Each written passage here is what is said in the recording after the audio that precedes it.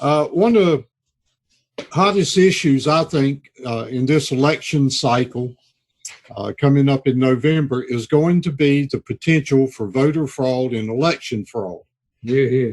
Because of that, well, Hal, you're the program chairman. Why don't you introduce our guest and let everybody know what he's going to be talking about? Okay, I appreciate that. Major Dave's been a longtime friend of CCTA and a personal friend. I met him in Richmond years ago when we were trying to put down the Common Core. I think that was the first time I saw him in Raleigh. Yeah, I say Richmond. I don't know why. Raleigh. And he was videotaping a lot of things, and I wasn't really sure why at the time, and now I know exactly why. He's getting information that he could use for a good cause in the future, and that's the way he works. He has been studying voter fraud, and not only at the county level, which he says is not the real problem. Well, it is a problem in some cases, but a deeper problem, I think, is there seems to be manipulation of the figures after the fact, and especially at the Board of Elections office at the state. So with that, I think that that's pretty much the topic of tonight's meeting. Dave has got a lot of background in IT study and in the military, as does Rick, and I think we're blessed to have people like that on board.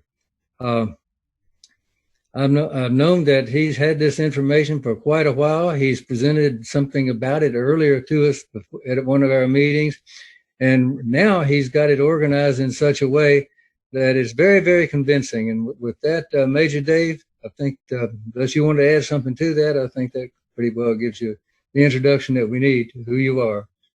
Well, thank you, General, and it's an honor to be here with you tonight. I really appreciate you having me and giving me this opportunity to share what I found. Rick, are you ready for me to go ahead and share the screen? Yeah, go ahead. All right. So that we're all on the same sheet of music, just to give you by way of an introduction, I've been working on this since the 2016 election. And if you see me glance away, it's because I've got two computers here side by side. I don't see the screen you see on the laptop I'm using. That's picking me up. I've got another computer here to the side that's showing that. Do you want to see the gallery? So I'm not being distracted, but I want to make sure that you're getting the best possible picture, and that computer's much faster. Following the 2016 election, I produced a documentary called Autopsy of an Election. It was an hour-long, very boring documentary full of numbers and statistics. And the executive director of the State Board of Elections finally reached out to me in August of 2017, almost 9 months later, and said, would you come in for a meeting? I said, well, sure. And when I get there, it's not just her. She brought her 5 top deputies to the table. Her director of elections, her director of investigations, her public information officer, her IT guru, and her attorney. And we started at 3 o'clock in the afternoon, and we didn't finish until 5:30. Well after their normal quitting time. And I submit to you, you don't bring that much horsepower to a table for a meeting with a private citizen if there's nothing to what they have to say. Agreed. Now, during that meeting, and I'll just use this by way of an example, I showed them that there were over 500 missing lines of vote totals from the results reports. What I mean by that is, well, say you had 3 contestants in a race. Each contestant shows a line of results in a county for each precinct, 1 for provisional, 1 for absentee by mail, and 1 for one-stop. 2 of the 3 candidates show all those lines. The other candidate only shows the fixed precincts in that county. It's not like the lines are there saying they got no votes from provisional, by mail, or at one stop. Those lines just simply are not in the report. And I submit that's because somebody deleted them. Now, the biggest bulk of it, though, was in what's called overvotes and undervotes. An overvote is when you vote for more choices than you're allowed to. If you can only vote for 3, but you vote for 5, then none of them count. An undervote is if you don't vote for enough or you leave it blank. The reason these lines are so critical is because this is how we ultimately reconcile the total number of votes with the total number of ballots cast. Dave, let me interrupt you. Are you still on the first slide or have you changed slides? No, I'm still on the first slide. Okay. The reason I've continued to do this work is because the state board's response was not to go in and see where those lines went, who deleted them. Their decision was to stop making that data public. They no longer report over and over votes in the results files. And in the 12 elections we've held in North Carolina since 2016, you will not find over and under votes reported. So they have unilaterally deprived us of the ability to audit and reconcile the total number of votes that show up with the total number of ballots cast. Now, I wanted you to understand that because I want to talk for a minute about where election data comes from. This is something I had to learn a great deal about going up through these last 3 years. There are two independent data streams that make up the total of the election data. The first stream comes from the laptop computers that are used at the polling places that contain who's registered to vote, where they record who votes, where they voted, when they voted, and which ballot they were given. And then the other stream of data comes from the ballot tabulation machines, the ones that actually scan your ballot and count the votes. These two have to be separate. If they were not, somebody could digitally find out who you actually voted for. But that protection of our privacy also opens the door for what I call election fraud. And I distinguish that from voter fraud because they are two different things. Voter fraud is what happens in the left-hand column. This is people voting who are not eligible, people impersonating other voters, or people voting more than once. And then election fraud comes from the right-hand side. And that is the internal digital manipulation of the numbers to create an improper outcome. You may remember back in 2016, there were 3 candidates, as you see here, who got a negative number of votes. And this is the kind of thing I want to focus on tonight. Not so much whether any one of these changed the outcome of an election, but just how broken our election system in North Carolina is. How can this system even allow a negative number? What ballot can you cast that generates a negative number? And the answer is you can't. The closest thing I got to an explanation from the Board of Elections was this must have been something that happened as part of the calibration process they did on that machine in Rutherford County prior to the election. Well, folks, if we have this kind of problem, that's a serious risk. And there's nothing to indicate that anybody has addressed it. I'm going to show you a lot of sheets like this, a lot of data sheets like this. And this happens to be from 2018 from the general election data. It's not just negative numbers that it allows dates that are far out of the allowable range. As you can see here, the very bottom line, this Connie Rodriguez allegedly cast her vote in 2018 general election on November 6th of the year 9,998. That's it. Friends, we have better controls on a $2 purchase on eBay. And we're paying millions of dollars every year for this system. Just for the maintenance and upkeep on it.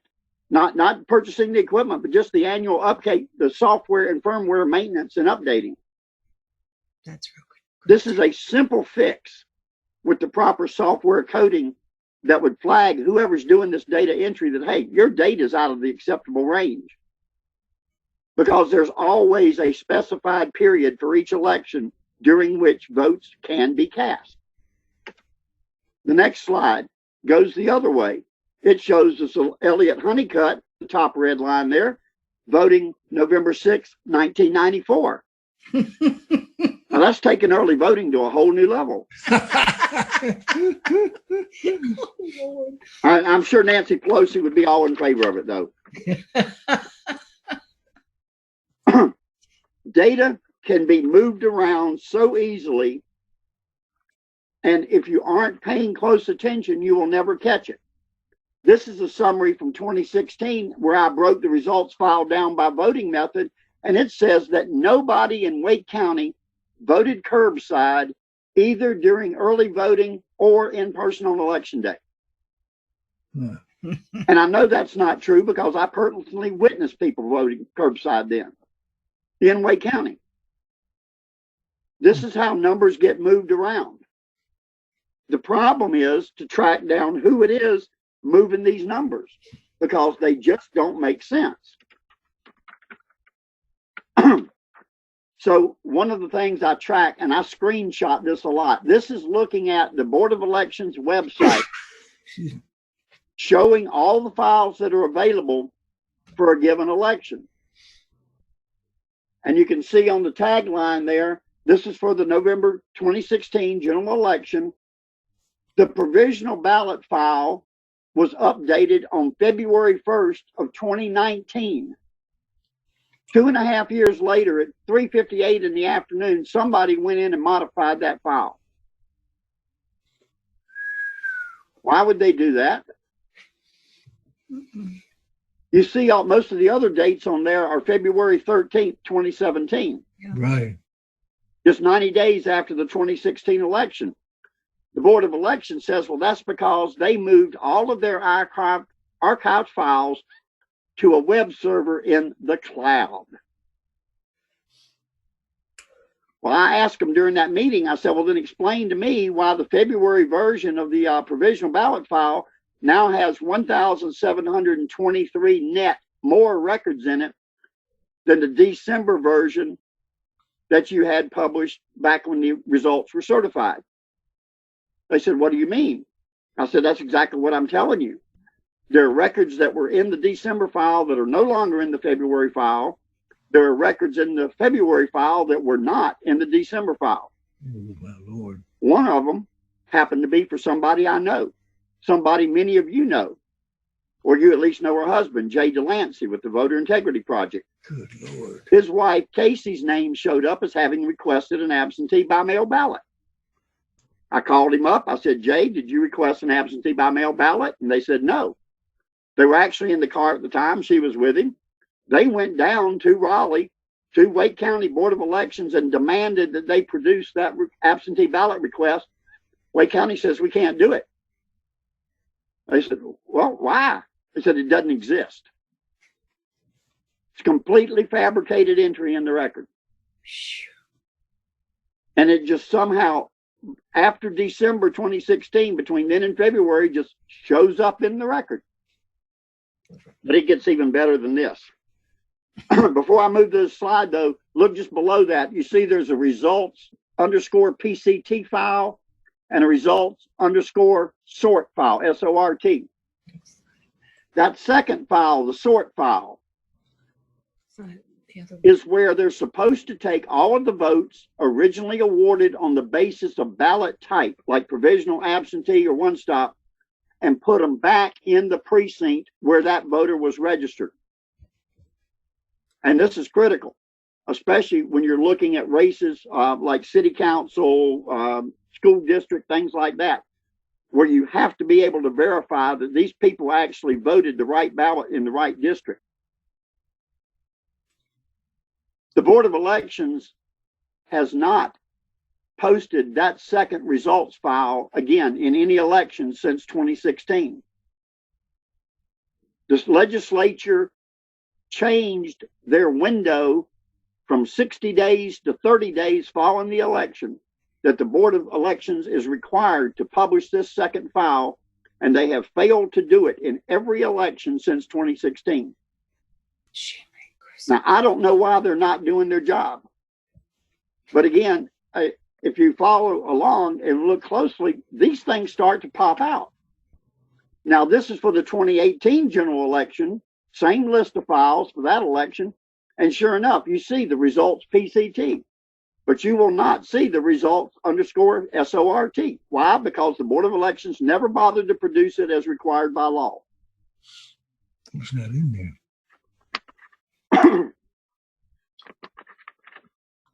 The other thing, the results file, I want you to notice, it says it was last updated at 7 p.m. on 11/16/2018. That's canvass day. That's 10 days after election day, as it should be. Those election numbers have not changed by one vote ever since. I'm going to come back to that in a few minutes because that's going to be critical to how that impacts all these other data changes I'm getting ready to show you. So I decided, well, I needed to go back through all the old elections and see what other data files have been being changed. Now, if you look in the right-hand column, that is the date of the election. The column next to it is the data file that was changed, and columns A and B show the date and time the change was made. Now, somebody is there early in the morning on the 11th of May, 2017, through lunchtime, 1 o'clock, all the way down. Then they take a break after 1:23 and come back at 7 something in the evening. They're changing absentee files, they're changing provisional files, and they're changing history files. And if you look at the date and time, it is only a matter of seconds from one file to the next. And that strongly suggests to me that somebody wrote an automated program that went out and altered these files in some respect. Good Lord. Now, I can't know what was changed because I do not have the downloads of all of the prior versions of those files. But it looks to me like somebody was doing a massive cover-up. I don't know what they were changing or why, but somebody needs to dig and find an answer. There's so much that happens after Election Day that it's easy to get overwhelmed with this amount of data. But I track the provisional data ballot file, for example, every single day. And as this slide shows, on Election Day on the 6th of November in 2018, there were only 1,267 provisional ballots known to have been cast. By 10 days later on Election Day, that number had mushroomed to 35,776. So on election night, when races are being called and conceded, no one knew that there were over 33,000 ballots still in play because nobody knew they existed. There's no mandate for the counties to even report those provisionals until the canvass. Now, the problem is you have a 10-day window to file a protest. That 10-day window starts on Election Day. So they're waiting till the last minute to put this data into the system and even make it public. And then in the next 24 hours, your window runs out. You don't even have time to file a protest because your 10-day window's expired. Gosh. The system is designed to conceal any mischief, as I call it. We had 85 records in 2018. Initially reporting that a provisional ballot was cast, it simply disappeared from the record before the canvass. They're just gone. And because, like the spreadsheet I showed you earlier with all the names and stuff on it, I'll get to an answer. I'm getting ahead of myself here. I can see how any voter's data change from one day to the next. And when I'm going down the 7th, November 8th, 9th, 10th, 11th, 12th, and all of a sudden the record just disappears, that means somebody deleted it. How can you just go out and delete a record like that?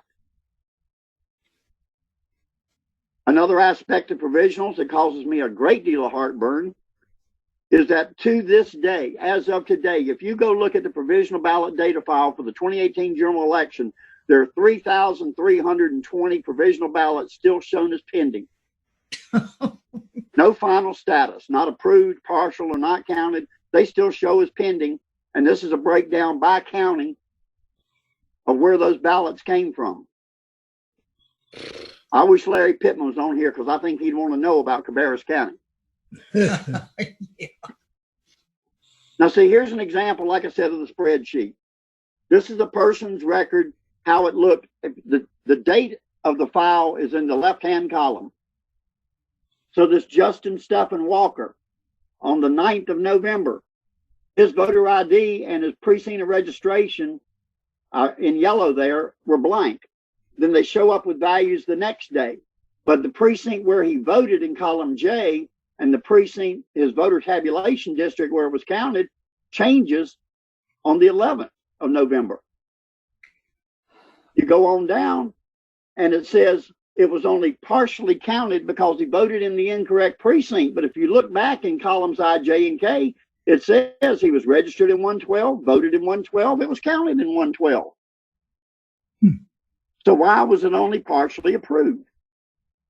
Again, this is something that could easily be given some oversight with the proper software coding that would say it can't be this reason if these three values match. That's pretty simple. And then in the next group of records, this Nicholas Ryan Wall, up until the 12th of November, they didn't even put in any information on him, where he voted, where it was counted, where he was registered. That all of a sudden shows up on the 17th of November or 16th of November, about the canvass day. Now, this is an unrecognized address. That means that particular address isn't in the geocode system. It too is only partially counted, but it says he's registered in 32, voted in 32, was counted in 32. Why wasn't that ballot fully counted? If they had that information to know that it was an unrecognized address, that means they found his voter record. He's in there. They just couldn't find the address. So why would they take them 2 weeks after the election to finally enter the person's voter ID number and the precinct of registration? This kind of sloppiness is rampant throughout these records. And I'm just showing you ones and twos, but I can show you thousands of records like this over the last few elections. This one really blew my mind right here. This Brianna Burdette, she's shown as casting a provisional ballot. It's in the report on the 8th of November. It's there on the 9th. And then where you see the red line with the question marks, it disappeared from the record. It wasn't there on the 10th, the 11th, the 12th, the 13th, or the 14th. And then lo and behold, on the 15th, it shows back up in the record once again. I can't explain it, but I know enough to know this is a problem, and somebody needs to do some serious looking into it. Now, in this case, though, if you look at their precinct of registration, they voted in the wrong precinct. Said they were registered in 136, but voted in 149. No record of registration, yet it was still approved. Well, if they voted in the wrong precinct, I mean, unless every ballot on there was a countywide where precinct really didn't matter, that ballot should have probably only been partially approved. But nothing generates any flags to these records to cause any oversight.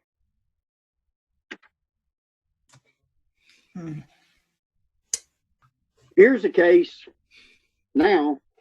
Now we're looking at Guilford County, or records from Guilford County. Started out, said it was for an incorrect precinct, but then changed it to an unreported move. It was originally reported as pending in column P there. Then it was approved for 3 days, 4 days, and then finally it was changed to show not counted. Oh, but damn. That change to not counted took place around the 20th of November, just before the Thanksgiving holidays. Remember when I said that results file didn't change since the night of the 16th of November? These changes are taking place in the statuses on these ballots, and yet none of those numbers ever budge.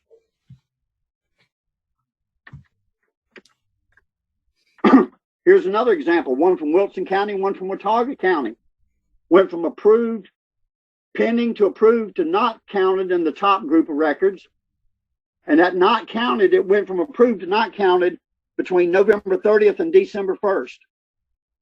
Somebody went back in after the Thanksgiving holidays in 2018 and changed the status on this ballot from approved to not counted. The record below it for Watauga County was the reverse. It went from not pending to not counted to approved. And it too changed between the 20th and the 28th over the Thanksgiving holidays. So people were busy during the holidays going back in and changing the date on all of these records. So here's my summary of the wrap up. For the 2018 election, that results file was nailed down on the night of the 16th of November, the canvass night. And as this graphic shows, there were 11 counties that still had not made their final upload to the state and would not until November 27th when Robeson County finally kicked theirs in. Now, this is provisional ballots only. I can't know how many late arriving by mail ballots. Well, I guess I could, but it'd take me forever to compute it all. But this is enough to prove the point. 7,448 more ballots were approved either fully or partially following the canvass, and yet not a one of those caused a vote for any candidate anywhere in the state to change from the numbers that were reported on the 16th of November. Trust us, the numbers are all fine. They come from the ballot tabulation machines. This is just clerical error. It takes us a while to get all the poll book data corrected for the outcome. Well, folks, as I just showed you, some of these changes are taking place after the results have already been certified. But it is totally unfair to any candidate out there to be calling and conceding a race to a contender when you have this type of stuff going on. And it goes on in the background, behind the scenes, and nobody knows it unless you do the deep digging. And a lot of it you can't even begin to do until after the canvass, when all these provisional ballot data files finally get updated and completed. So how bad is it really? This is a screen grab that I took around 8 o'clock on election night last month in March. The races had not been called. This is early unofficial reports by the state for the Democratic presidential primary. And in the very right-hand column, you see votes being awarded on the basis of provisional ballot. Provisional ballots that haven't even been reported as cast, that haven't even been analyzed, vetted, and voted on by the county boards of election. And yet there they are. Somebody's fabricating numbers. I pointed it out to, I think, Lenoir County it was, when I actually found the county where some of these are coming from. This actually is a statewide total right here. The next day, all of those numbers had jumped over into the by mail column. Now, if you can mess that up and move numbers around that easily, how confident can any of us be in the integrity of our election data? But it wasn't just a presidential race. There's the governor's race on the Republican side, Dan Farsh and Holly Grange. 8 o'clock, election night, already getting votes from provisional ballots. Republican lieutenant governor's race, Mark Robinson, provisional ballots, 8 o'clock, election night. The State Board of Elections will have you believe that I am just wrong because I don't know how elections work. And there's a lot I don't know about elections. But there's nothing in here that I do that a first semester community college computer graduate or computer student shouldn't be able to do, which is download a text file, import it into a spreadsheet, and sort it and count it. I don't make up those dates that are out of range. I don't create these provisional ballots. Folks, this is something that anybody, I think, with above an 8th grade education can understand is grossly wrong with the election system in North Carolina. Other indicators that somebody's fudging the data. As this county shows, I'm showing 8 counties here And the first column shows the date and time the county status report says they made their last upload to the state. Yet their provisional ballot data was either added to or changed on the 5th of March. Well, how did that information change if the county had made no subsequent upload to the state? Duh. Yeah, where's the duh button? I don't know. I can't tell you. What I do know is that in 2016, the Democrats took the 4 positions at the state level that have a role to play in elections: governor, attorney general, state auditor, and secretary of state. They took out 2 of the 4 Republican members of the House in Wake County, Marilyn Avila and Gary Pendleton. Then they came back in 2018 and they took out Nelson Malone and Chris Malone and Nelson Dollar.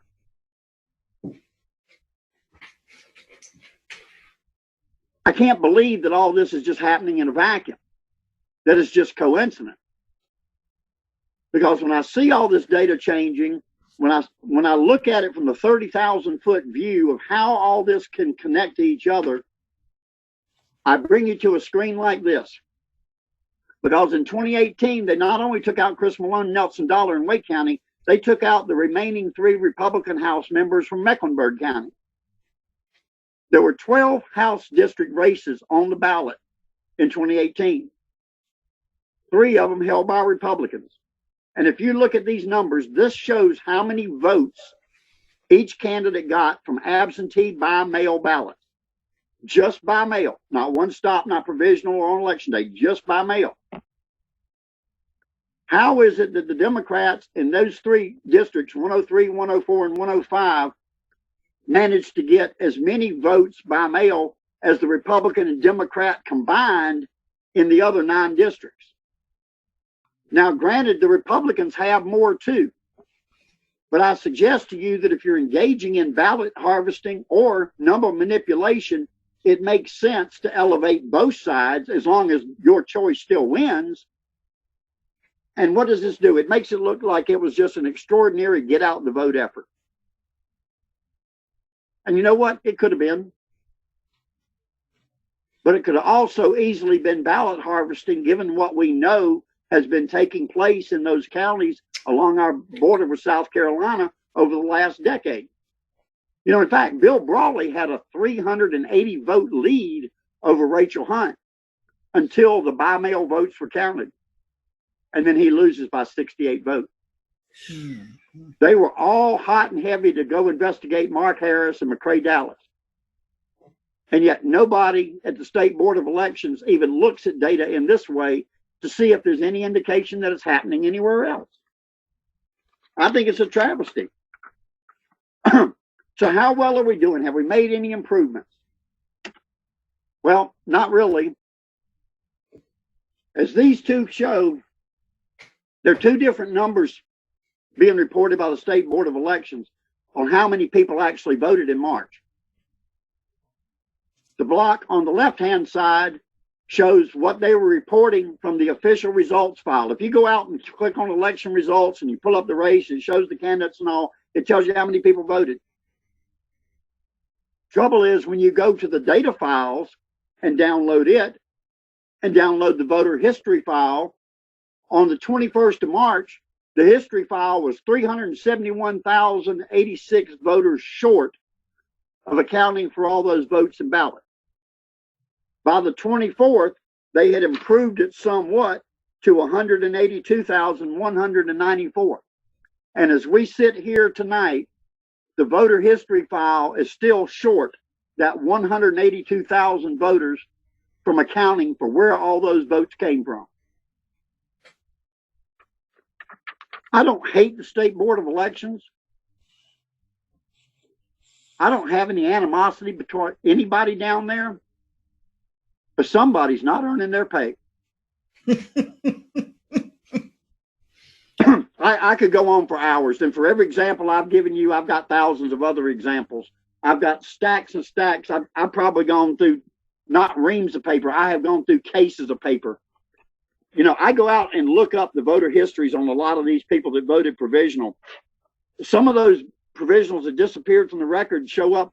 They didn't vote at all during that election. Others will tell me they voted in person on election day.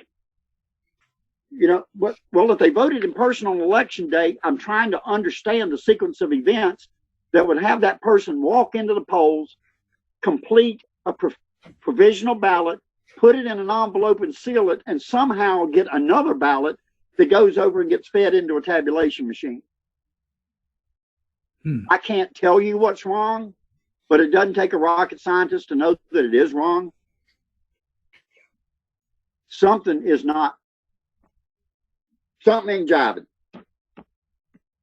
I'm going to stop there with the presentation because I think I've thrown more than enough out. It's very complex. It's very comprehensive. It gets boring at times, yes, but I wanted to just give you a flavor of what it is that I'm finding and why I continue to keep doing the deep digging. Because, folks, if we don't fix it, we can look forward to Joe Biden as president in November. Yeah. And with that, I'll be ready to take your questions.